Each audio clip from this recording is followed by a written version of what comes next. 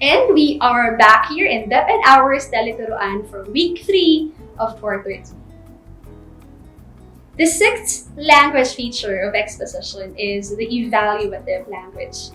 Evaluative language is a positive or negative language that judges the worth of something.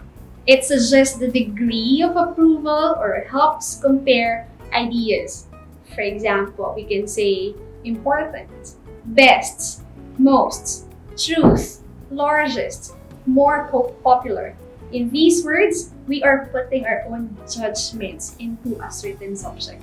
For example, we can say, it is most important that all people exercise their right to vote. That is an example of an evaluative language. The last language feature is rhetorical question. Rhetorical question is a question asked in order to create a dramatic effect or to make a point rather than get an answer. So these questions are actually not meant to be answered. Example, do you really want this to happen to our country? If not now, when? If not us, who? Again, these questions are not meant to be answered. Their purpose is for dramatic effect and not actually for information. Once again, here are the language features that we can use in constructing our argumentative essay. Present tense, conjunctions, passive voice, modals, adverbs, evaluative language, and rhetorical questions. This time, we are going to read an example article or an argumentative essay. As we read that article, take note of the language features that you will encounter. Smoking in restaurants is just not on. It must not be allowed because it is rude, harmful to others, and dangerous to the smoker. Firstly, smoking in a restaurant is impolite.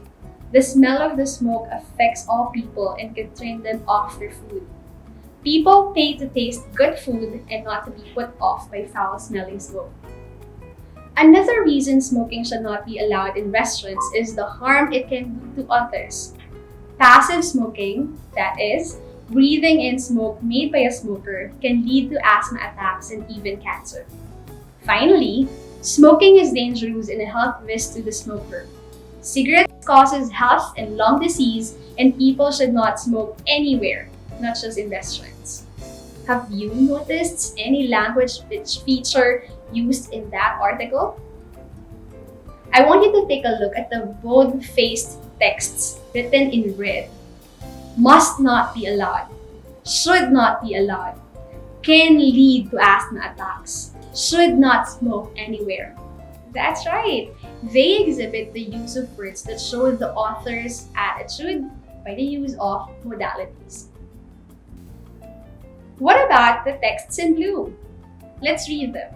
Smoke in restaurant is impolite. The smell of the smoke affects all people. People pay. Smoking is. Cigarettes cause. Can you distinguish the language features shown there? Correct! It showcases the use of the present tense. What about the texts written in green color? Let's read them. Because, firstly, another reason, finally. Can you guess what language feature that is? That's right! The article uses words that connect ideas and reasons and arguments to one another. How about the texts written in violet? Let's read them. Good, foul, dangerous. Can you guess that language feature? That's right. They are evaluative language. Remember, the goal of an exposition or an argumentative essay is to convince your audience to believe your point of view. So it is important to use these language features in your texts. This time, let us try to identify the language features shown in the following excerpts taken from the passage we have read last time. So let's practice. Excerpt number 1. People must work now to protect animal habitats. Can you guess the language feature? That's right. This sentence uses modality or modal verbs. Next sentence. When are human beings going to accept responsibility for the environment and for the survival of animal species? Can you recognize that language feature? It asks a question that is not meant to be answered. That's right. This is a rhetorical question. Next sentence. As global temperatures rise, so does the number of fatalities and illnesses from heat stress, heat stroke, and cardiovascular and kidney disease. Look at the text written in red. What do you think is that language feature? This gives a sense of urgency or a more up-to-date feeling to the article. Very good. This language feature is the use of present tense. How about this one? Toxic wastes are dumped at sea or are buried in the desert. What do you think is featured by the bold-faced words? Correct. This is an example of a passive voice to keep the focus on the subject. Next sentence.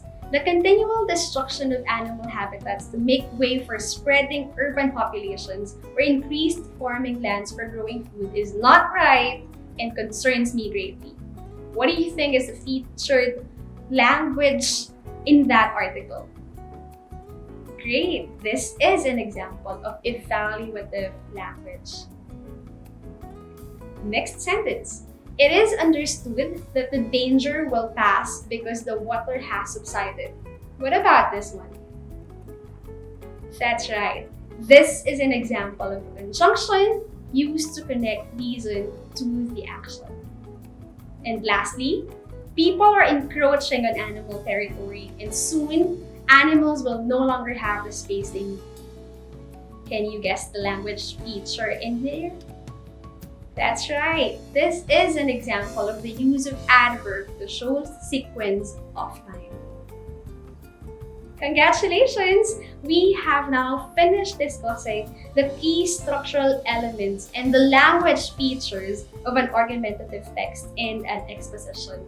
I'm hoping that the next time you encounter an exposition, you will be able to understand it better using the structure that we have discussed. Or when you find yourself in a situation where you need to defend your stand, you are equipped with knowledge on how to be more convincing and engaging to your audience.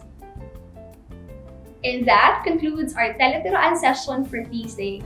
Thank you so much. Once again, this has been your teacher presenter, Anna Crystal Fabas from Science High School.